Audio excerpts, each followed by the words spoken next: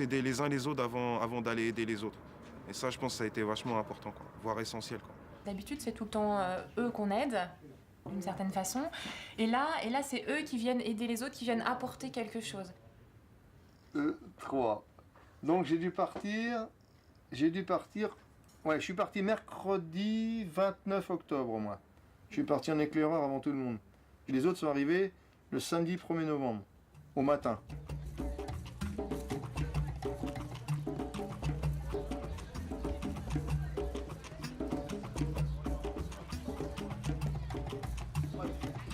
Tout ce qui était prévu à Bonneuil ne peut être réalisé ici. C'est-à-dire, c'est pas du tout les mêmes conditions. Donc de ce fait, on va toujours faire notre dalle en béton, mais au lieu qu'elle fasse 12 cm d'épaisseur, elle va faire un peu plus de 30 cm, parce que c'est pas assez épais, parce que le sol, les meubles, ils bougent tout le temps. Dès qu'il pleut, c'est inondé. À peine on gratte la couche de 10 cm de sable, on a directement la vase, et en dessous, c'est tout de suite la nappe phréatique. Deuxième chantier,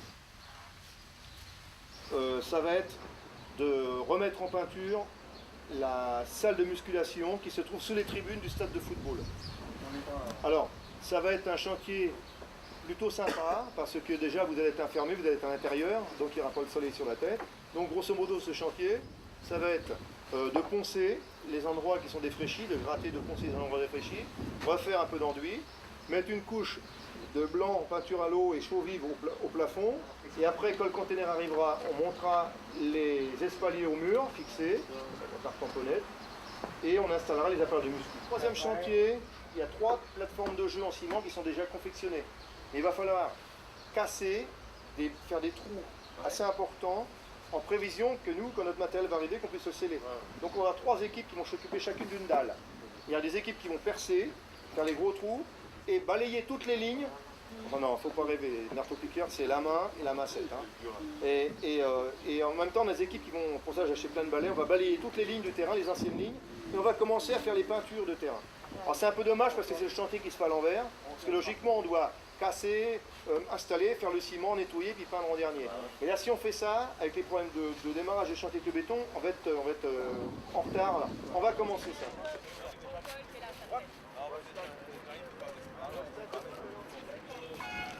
En fait, j'ai plutôt hâte parce que bon, c'est relativement simple, comme je l'ai dit tout à l'heure. C'est pas quelque chose qui demande énormément de compétences, je veux dire, ni même de.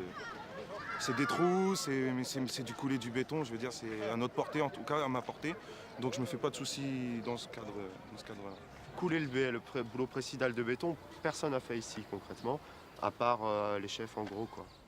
Il faudra comprendre vite, travailler vite et bien. C'était un de mes métiers dans le temps. La rénovation. Vraiment, ça va être une très bonne chose pour l'école, mais aussi pour le quartier. Ça va nous permettre de faire un brassage entre les élèves qui sont au niveau de l'école fonctionnelle, comme l'école française, mais aussi les talibés qui sont au niveau de l'école non fonctionnelle et qui ont des difficultés d'accès, surtout par rapport à la pratique du sport.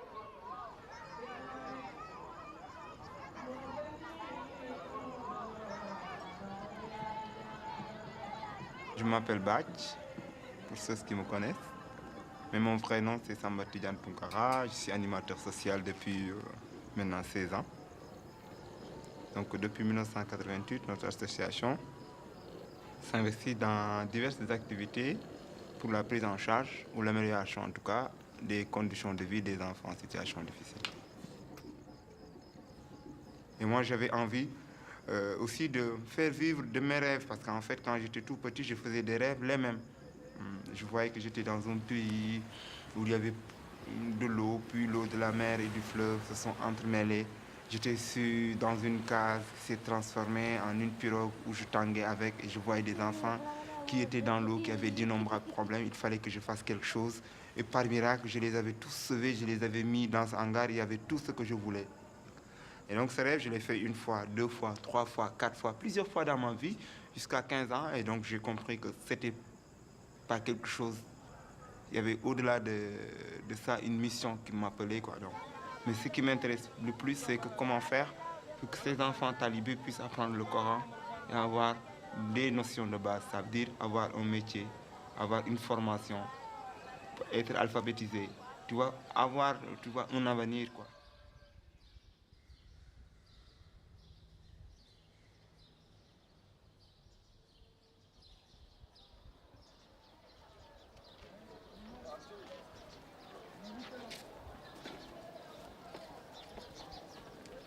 travail.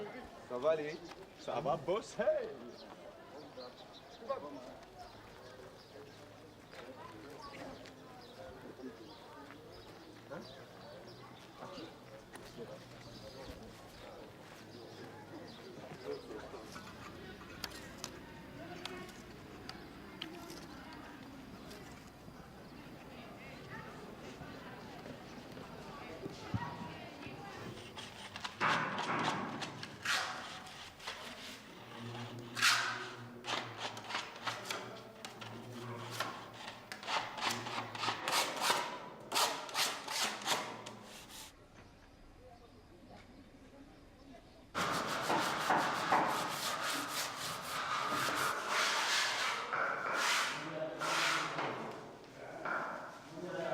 On en a pour encore un jour ou deux. Plus 2 pour les finitions, quoi. Après, on change de chantier.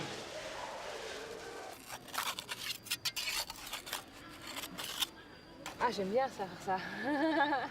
J'aime bien le travail, comment dire, manuel. Toujours aimé ça depuis l'école.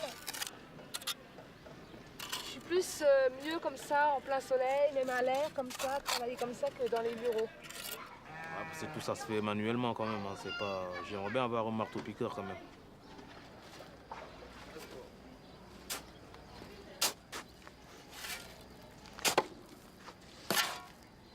Aujourd'hui, là, on va délimiter le tour de la plateforme avec 2 rangées de parpaings qui vont servir de coffrage. C'est fait à la main, mais à mon avis, c'est aussi solide, je pense, tu vois.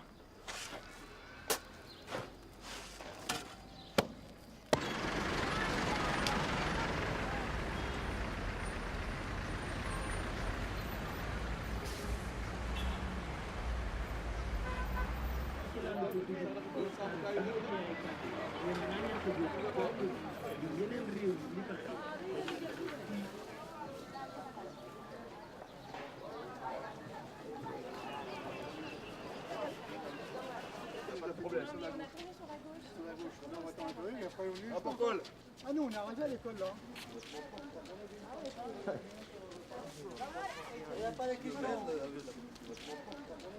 Bon, actuellement, on est en train d'installer toutes les briques tout autour de la périphérie du chantier. Ça se passe bien pour le moment, il faut que ça dure comme ça, quoi. Ah, on n'a pas de soucis. Hein. Voilà. Bon, allez, hop. Assez de temps perdu. On va peut-être reprendre le boulot, là. Allez, voilà.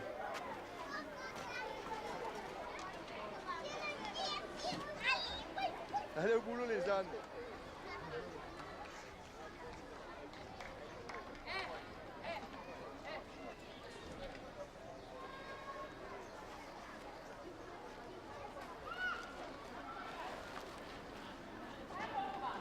La boîte est trop chargée, la roue est complètement de travers là. Vous mettrez trop de parpaings là. Ils mettent trop de parpaings, ils vont exploser la roue là. Je vais annuler la boîte, il n'est pas assez solide. 3 par 3 c'est bien.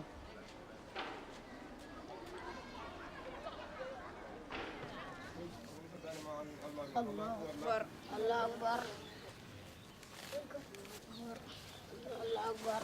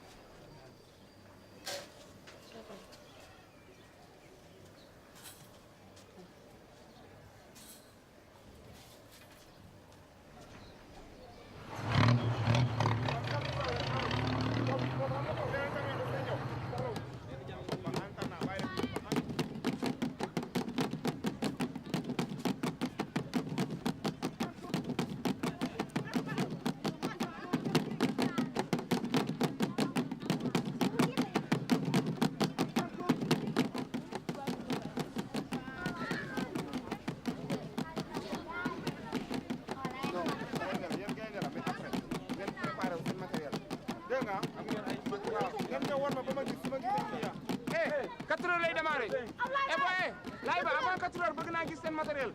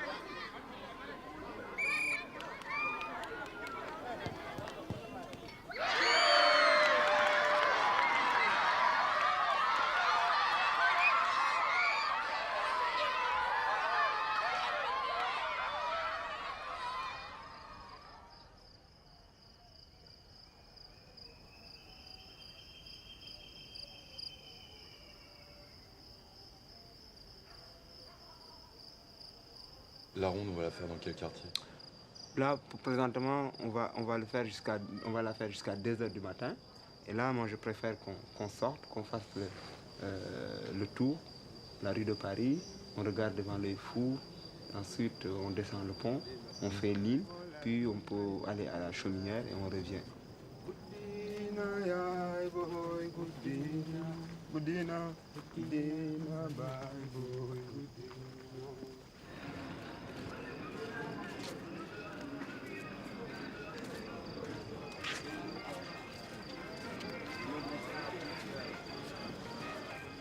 Arsène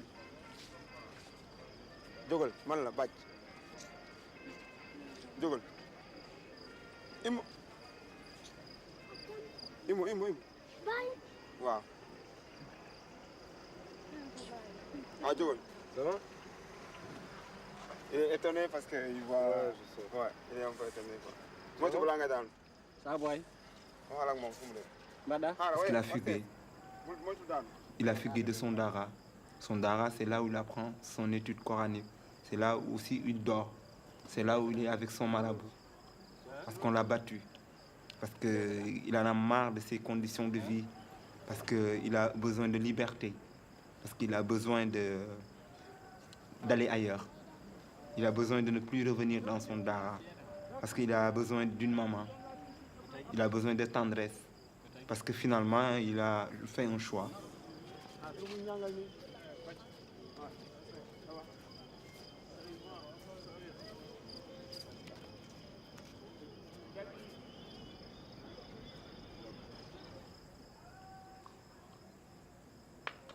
Et nous, on les prend, on discute jusqu'à ce qu'on sache la vérité. Ce qui est important chez nous, c'est de pouvoir aider l'enfant. Parce que même si vous le retournez dans son dara, à quoi ça va servir si vous n'avez pas compris le mobile de sa fuite? Alors, à partir de ce mobile, on va travailler, on va rendre compte au marabout, savoir pourquoi l'enfant est dans la rue, pourquoi il n'a pas cherché à le trouver, pourquoi aussi il n'a pas fait la signalisation soit à la police ou bien au niveau de notre association. Finalement, on trouve un commun accord. Parce que nous, l'important pour nous, c'est de passer par les marabouts pour régler le phénomène. Il y a beaucoup de choses qui sont dans la tête. On peut dire beaucoup de choses. C'est énorme. Quand on est au contact sur le terrain avec les enfants et tout ça, on voit qu'il y a d'autres choses à faire avant. Des choses essentielles avant de lui faire du sport. Je pense qu'il faut quand même prendre soin de sa santé corporelle et sa santé tout court, quoi. J'ai appris par la souffrance ici, quoi. Bon, ça a fait mal et bon, il faut relativiser, sinon tu te fais bouffer par tout ça, quoi. Ça te bouffe, toi-même qui viens de loin, où tout va bien, entre guillemets. J'ai croisé une bande de 10 talibés là, qui étaient par terre et qui, au niveau de la santé, c'était pitoyable, quoi. Des trous dans la tête, plein de croûtes, des animaux qui vivent en eux. Voilà, moi je pensais pas que ça existait, des choses comme ça. Je trouve que les adultes, à mon avis, ils devraient faire le nécessaire aussi rapidement possible pour enlever tout ça. Parce que c'est pas possible de voir les enfants dans ces ordures-là, dans ces marécages pourris. Je sais pas, faire quelque chose. Pour ne plus voir ces petits talibés, d'abord ils ont le droit. Ils ont le droit à rien, en plus on leur met de la poubelle, ils dorment dans la poubelle, c'est pas normal. Ça tient qu'au peuple, hein. Il faut qu'il se relève, hein, même s'il est dirigé par des gens qui ne sont pas forcément peut-être motivés à ce niveau-là, mais c'est au peuple en premier, c'est lui qui fait le gouvernement et non pas l'inverse. C'est comme ça, hein. C'est un pays en voie de développement et on peut rien y faire. Il n'y a qu'une partie de la population qui touche à l'argent du pays et les gens sont là, les enfants sont là, délabrés, pour rien du tout. Et si chacun faisait un peu du sien, ça allait aller mieux.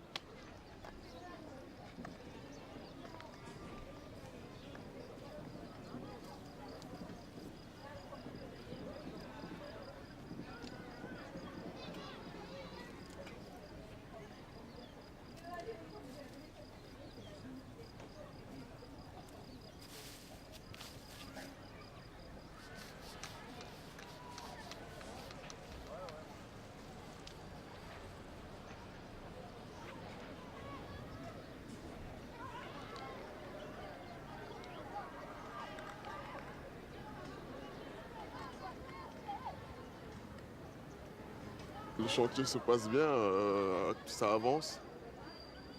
Là, il reste 2 semaines avant la fin de la mission.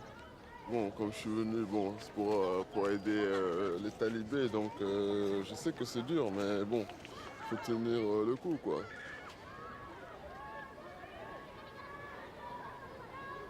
Là, on attend juste le conteneur pour monter les paniers de basket et les poteaux les cages, quoi, les cages de foot. C'est quand ça arrive avec le container. Pour l'instant, on peut pas mettre des choses qu'on n'a pas. Le conteneur, en fait, on est allé le chercher, il est arrivé le jeudi.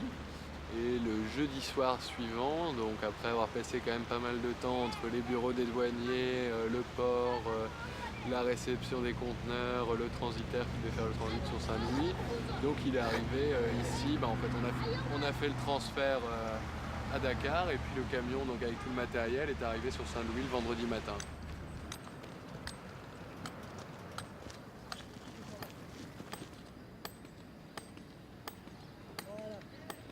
J'ai commencé à mettre le grand là-bas l'autre jour et je me suis aperçu que c'était pas à la bonne mesure la distance, quoi. Quand même 40 cm, c'est beaucoup. Ils refont tous les trous. Ils font des trous, ils refont les trous. Quand on les trace, ils tapent à côté. Après, quand on revient à la mesure, et c'est pas ça.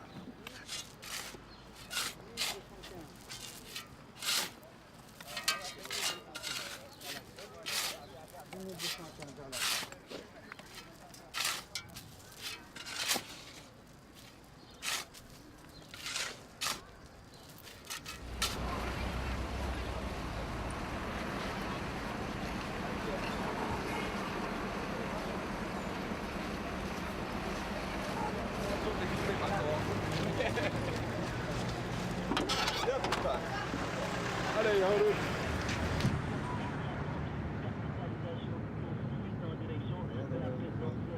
Il est 7h30, donc on va livrer les petits chantiers en eau, donc on va aller à De Gaulle aujourd'hui et puis après répartir ça sur les différents sites. Le petit rituel du matin, quoi.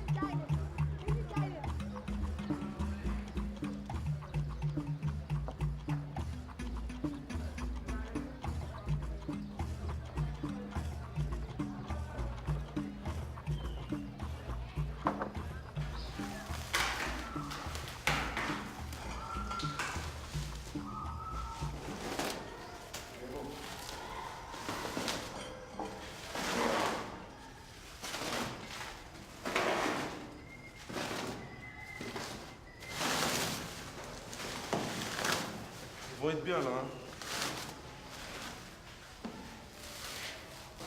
On voit pas qu'ils seront pas ça. Hein.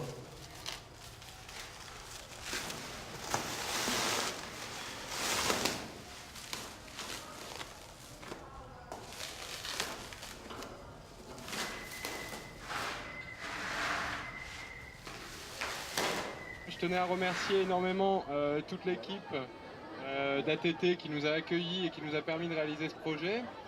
Je tenais aussi à remercier particulièrement les maçons et les travailleurs des Grands Travaux du Nord qui ont travaillé d'arrache-pied pour réaliser un projet dans des délais assez courts. Ce qu'on espère vraiment, c'est que ces structures vont servir autant pour les élèves du lycée, de l'école, et puis aussi pour toutes les populations en difficulté qui n'ont pas nécessairement l'accès à ce genre de facilités.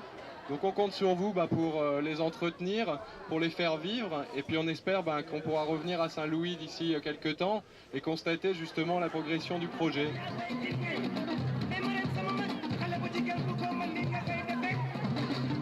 Au bout de 24 jours, ça fait du bien de rentrer à la maison, et puis on reviendra peut-être dans 18 mois, Inch'Allah.